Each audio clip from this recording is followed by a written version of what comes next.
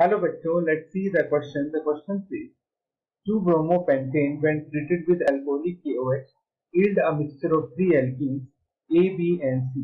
Identify A, B and C predominant. Assume reaction proceeds through E2 mechanism. तो 2-bromopentane की elimination reaction करवाई गई है. हमें ये बताना है कि मेजर प्रोडक्ट कौन सा होगा. So first of all we will write down the key concept.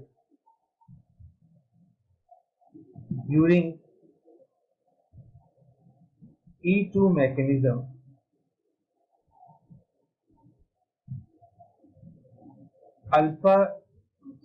beta hydrogen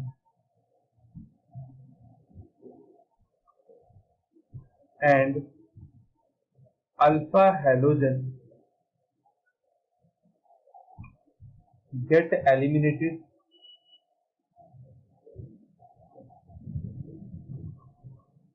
and there is double bond formation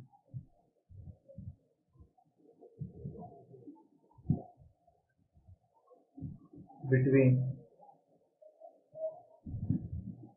alpha and beta carbon. ठीक है. अल्फा कार्बन से हेलोजन निकलता है, बीटा कार्बन से हाइड्रोजन और अल्फा बीटा कार्बन के बीच में क्या लग जाता है, डबल बॉन्ड लग जाता है. तो इस तरह से E2 मैकेनिज्म जो है वो प्रोसीड करता है.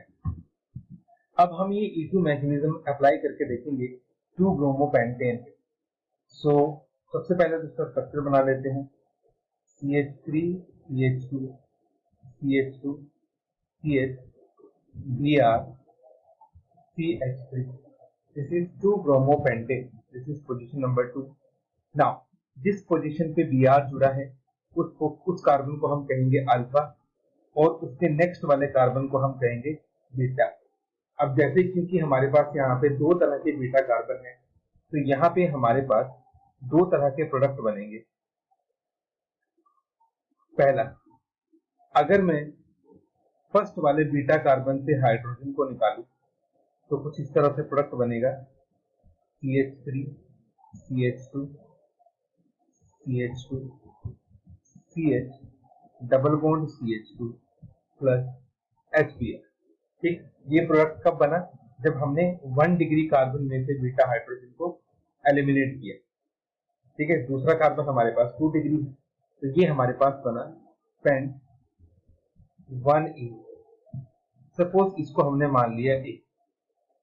अब अगर हम 2 डिग्री कार्बन में से हाइड्रोजन को निकालते हैं तो हमारे पास प्रोडक्ट कुछ इस तरह से बनता है CH double bond CH CH3.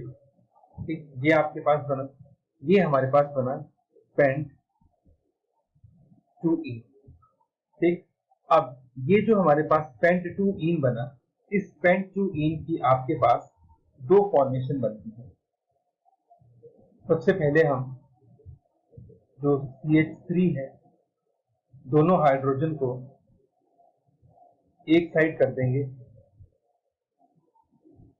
तो ये हमारे पास बन गई सिस फॉर्म. और एक बार हम दोनों हाइड्रोजन को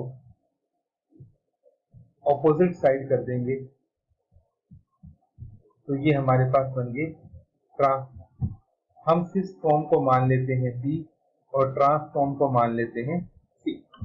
ठीक है, तो अब हमें ये देखना है कि A, B और C में से हमारा सबसे मेजर प्रोडक्ट कौन सा बनेगा. So according to Saddeff rule, alkene with more alpha hydrogen is more stable.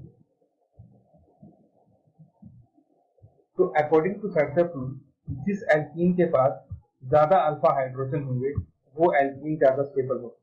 Double bond से नेक्स्ट वाले कार्बन को अल्फा कहते हैं. तो A के पास तो 2 अल्फा हाइड्रोजन है, जबकि यहाँ पे ये कार्बन अल्फा है, ये कार्बन अल्फा. तो B के पास है 5 अल्फा हाइड्रोजन और C के पास भी है 5 अल्फा हाइड्रोजन। इसका मतलब यहाँ पे जो ए होगा, ए प्रोडक्ट तो आपके पास क्या बनेगा, माइनस।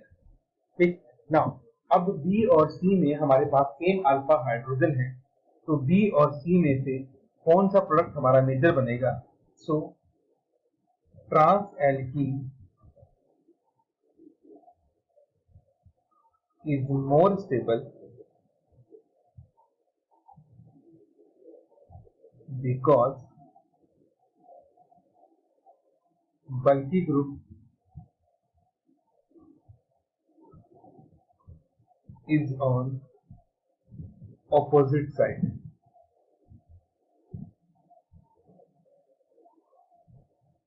ठीक है, तो सिस और ट्रांस में से कौन सी एल्कीन ज्यादा स्टेबल होगी? ट्रांस एल्कीन ज्यादा स्टेबल होगी, क्योंकि ट्रांस में क्या होता है, मैं सिस की बात कर रहे थे, सिस में क्या होता है आप देख सकते हैं, ये जो दोनों बल्की ग्रुप हैं ये सेम साइड आते हैं। इनके सेम साइड आने की वजह से यहाँ पे इनके बीच में स्टीरिक हिंड्रेंस प्रोड्यूस होती है, जिसकी वजह से इसकी स्टेबिलिटी कम हो जाती है। ट्रांस में दोनों ग्रुप ऑपोजिट साइड है, यहाँ पे स्टीरिक हिंड्रेंस सबसे कम होगी, तो ये ज्यादा स्टेबल होगा। तो हमारे पास तीनों ए बी सी एल्कीन में से सबसे ज्यादा स्टेबल कौन सी होगी? सी एल्कीन होगी। हेंस